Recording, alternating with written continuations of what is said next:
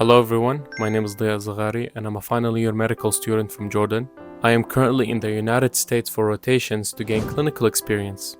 US clinical experience nowadays is almost essential for anyone hoping to specialize in the United States. It opens many doors and facilitates many connections that can help you secure a residency spot here. This is the dream of many international medical students, but most don't know how to navigate their way to that dream.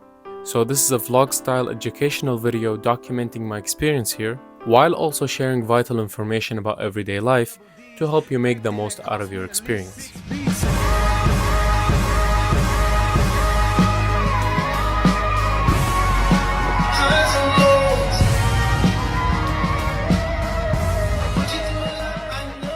So there are many options for transportation that you can take as an IMG rotating in the US.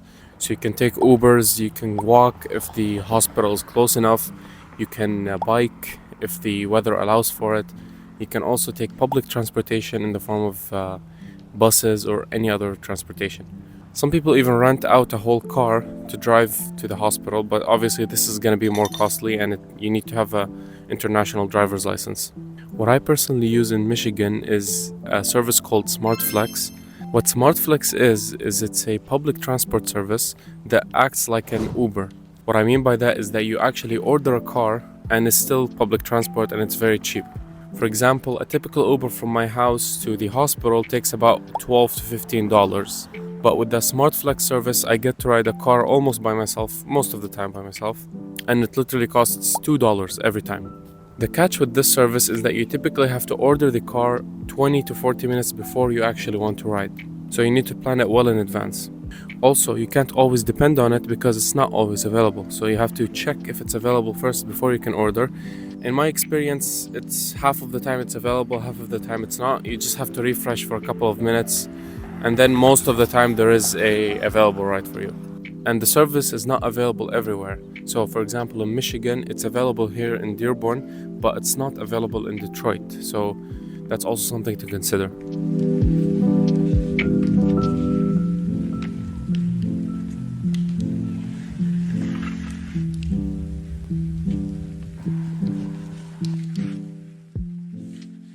There are many different forms of clinical experience you can get as an international medical student or graduate. Some of the most common ones include observerships, clinical electives, and internships.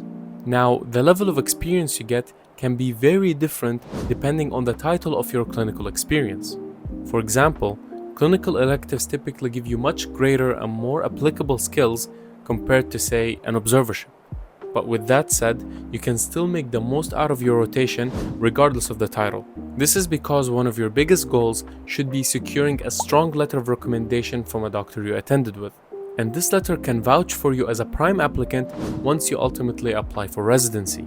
Your clinical experience should be more about you taking initiative than just getting your work done. Asking questions, volunteering to do more, being nice, polite, and easygoing will serve you significantly more than just going to the hospital and passing the time. So your experience really is what you make of it.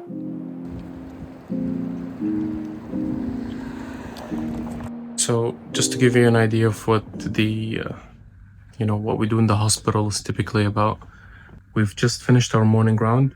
We firstly documented patients and got to know them, and then we actually went and rounded on them, talked to them, gave them the plan to go forward. It's currently about 12:30 p.m. Now we're going to start the endoscopies, which is almost daily here. I'm doing a GI rotation, by the way.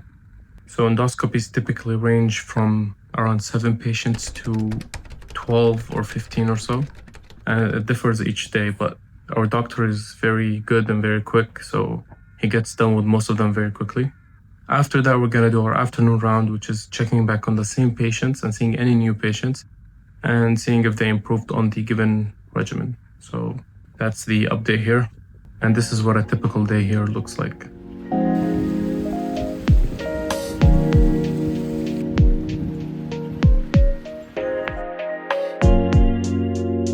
Food tends to be a bigger concern than it should be for a lot of IMGs coming to do rotations here. Concerns like, is there halal food? Is the food good? Is it clean? Will I miss the food that I have in my country?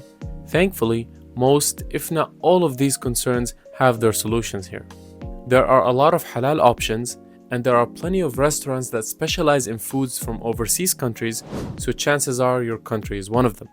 Of course, this is highly dependent on the area you go to, but here in Michigan at least, I have not had any issues with food. And depending on your budget, your meals can be all cooked, or you can keep ordering delivery to save yourself some time. You can also explore your hospital cafeteria and explore their options and their prices, as some of them can be very convenient for you. My hospital had very diverse food options, including halal food, so it was very hard to get bored of it. You can also do what I did, which is buy a bunch of groceries in bulk from stores like Walmart, Mayer, or Costco, and you can cook once per week and prep large amounts of food for the whole week.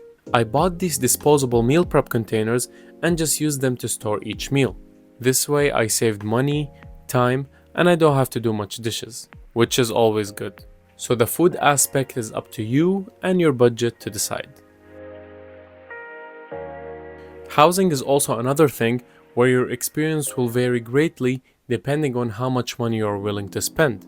I recommend looking on platforms like Airbnb, Zillow, and Rotating Room well in advance, as listings tend to get much more expensive the closer you get to booking them. I personally use Rotating Room for my rotation here in Michigan and have not been disappointed. If you are rotating in a university hospital, they might have student accommodation which you may be eligible for.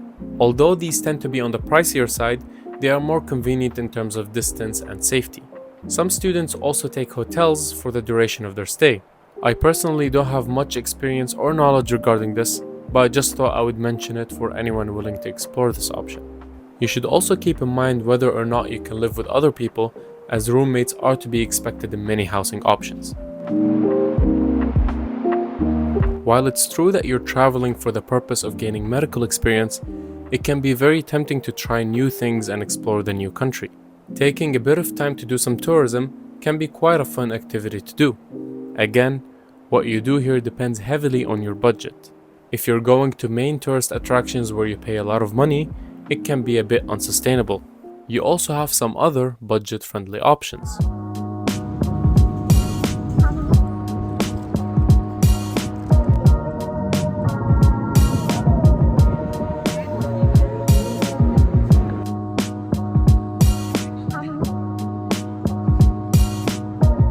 So currently I'm in downtown Detroit, and I decided to come down here just so I can do a little bit of exploring. Obviously some great city vibes, but it's not as beautiful as Dearborn in my opinion. So an activity like this typically doesn't cost that much. It really depends on what you want to do in the place that you're going to, and also how you're gonna get there. So Detroit is not very far away from me, but it can cost you depending on the method you want to get here. So there's public transportation, there's many options for that. There's also, you can get an Uber. But the point is that you can do some exploring without really having to break the bank, so to speak. So going to the main city might be a very good option for you, not just to do some exploring, but also to get familiar with the main attractions in the city that you might be doing your residency in. So it's a very good option regardless of how interesting or boring the city you're going to is. It's only going to serve you in the long run from that aspect. So what you're seeing here is actually not the US anymore. The buildings on the other side are actually Canadian buildings. That's because this area of water here is one of the very long American-Canadian border. So yeah, that's also interesting to see.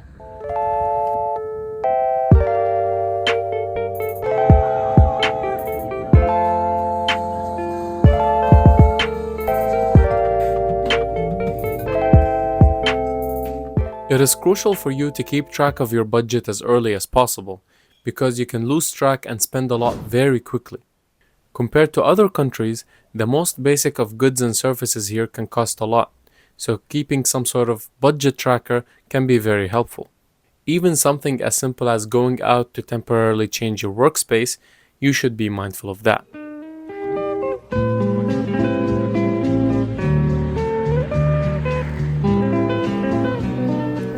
So I'm at this cafe right now. Obviously you don't need to come to a cafe to study, but I like a change of scene sometimes. Trips like these will cost you, depending on how far they are and how much you buy and how much you're willing to spend overall. It's very beautiful right now, as you can see. Yeah, always a change of scenery is always nice. If you have something like this close to home, obviously it doesn't hurt, and it's not as expensive to go to places like these. I also find that if you study a lot, especially for a big exam, coming to a place like this can help change the overall environment that you study in. If you're studying for months on end in the same study space, it can get a little bit depressing. So I highly recommend, if you don't already go to study cafes, like go from time to time, just see how you like it. If it works, it works. If it doesn't, you can always do what you're used to doing. So yeah. The gym is also another potential expense if it is your kind of thing. A quick Google search will show you all the gyms near you and you can start from there. I think commercial gyms like Planet Fitness or LA Fitness can be a very good option because they tend to have everything and be on the cheaper side at the same time. I will say though, many gyms here have an initiation fee and yearly fees on top of the monthly subscription. This quickly adds up and suddenly you have a $150 price for a single month. But since you're only staying for weeks or a couple of months, you can choose the option of just having a 1-month subscription without any additional costs. Many gyms have this but may try to hide it so you can go for the more expensive options, so make sure you ask about this subscription specifically.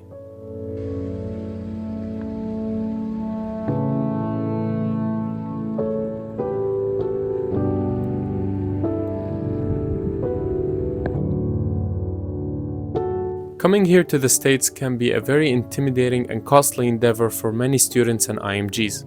But the potential return on investment can be tremendous. Your trip can give you invaluable clinical experience and can link you with some very important people.